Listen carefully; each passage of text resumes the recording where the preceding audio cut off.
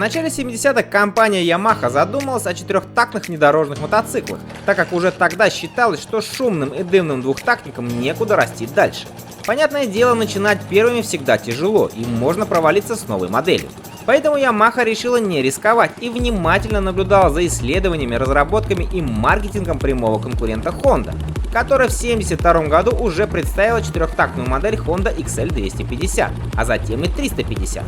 После того, как Yamaha увидела положительную динамику продаж мотоциклов Honda, компания представляет в 1975 году совершенно новую четырехтактную модель в этом классе – Yamaha TT500, которая сразу же превосходит модели конкурентов. Как и другие четырехтактные модели той эпохи, он был тяжелым и немного громоздким, но гонщикам очень нравился крутящий момент двигателя. TT500 сразу же завоевал популярность и стал основой для многих внедорожных гонок в конце 70-х, начале 80-х. В течение этого периода на модификациях TT500 участвовали в гонках по бездорожью, в пустыне, эндуро и даже в мотокроссе.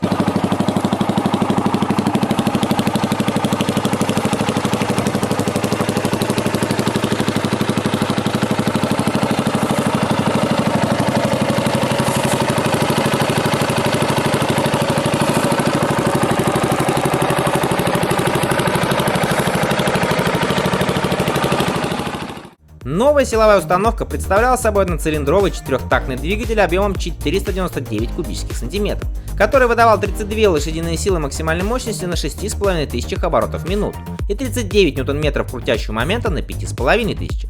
Цилиндр диаметром 87 мм имел два клапана и один распредвал в своей головке, а ход поршня составлял 84 мм. Двигатель, работающий со степенью сжатия 9,0 к 1, был оснащен воздушной системой охлаждения.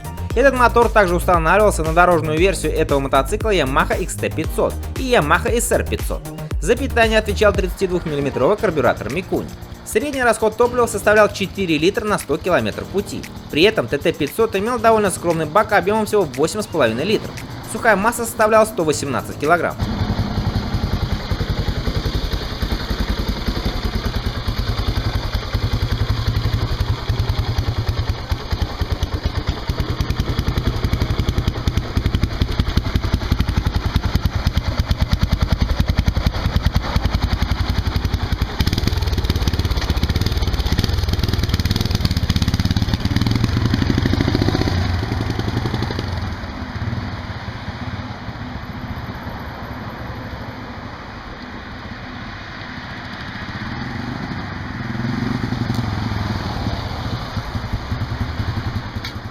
Мотоцикл оснащался пятиступенчатой коробкой передач, привод на заднее колесо осуществлялся цепью. Тормозная система TT500 представляла собой 160 мм барабанный тормоз на переднем колесе и 150 мм на заднем. Четверть мили мотоцикл преодолевал за 15 секунд, развивая скорость равную 140 км в час.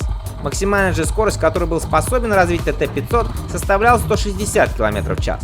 После выхода модели многие владельцы сразу же отметили очень тихий выхлоп в сравнении с двухтактниками, и что непонятно, насколько ты быстро едешь. Производителем было отмечено, что звук мотоцикла не превышает 81 дБ.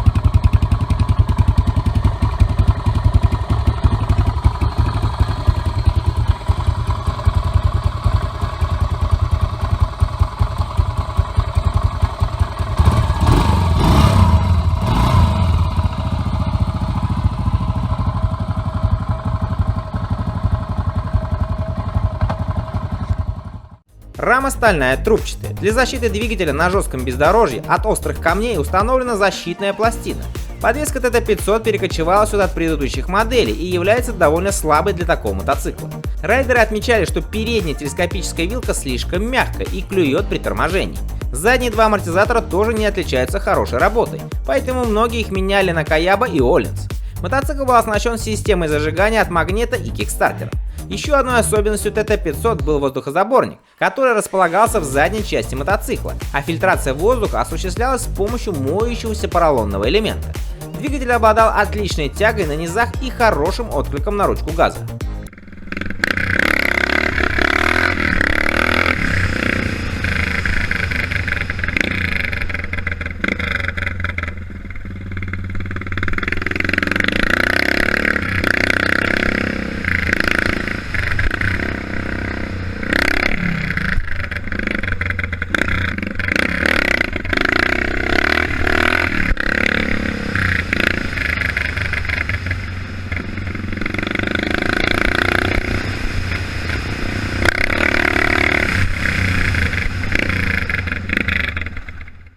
В отличие от двухтактных мотоциклов, TT500 демонстрировал лучший выход из поворотов, однако двухтактники имели больше мощности и нагоняли Yamaha на прямых. Однако TT500 ценился в первую очередь за свою надежность и универсальность для различных соревнований. Но этот мотоцикл считался чисто для трека, поэтому Yamaha уже через год выпустила легальный эндуро-мотоцикл для дорог общего пользования XT500, который стал очень популярным. Об этом мотоцикле выпуск выходил ранее. А что касается Yamaha TT500, то его производство завершилось в 1981 году, в отличие от брата XT500, который производился аж до 90-го года. На смену старичку в 1983 году пришла новая модель Yamaha TT600, которая была абсолютно не похожа на своего предшественника.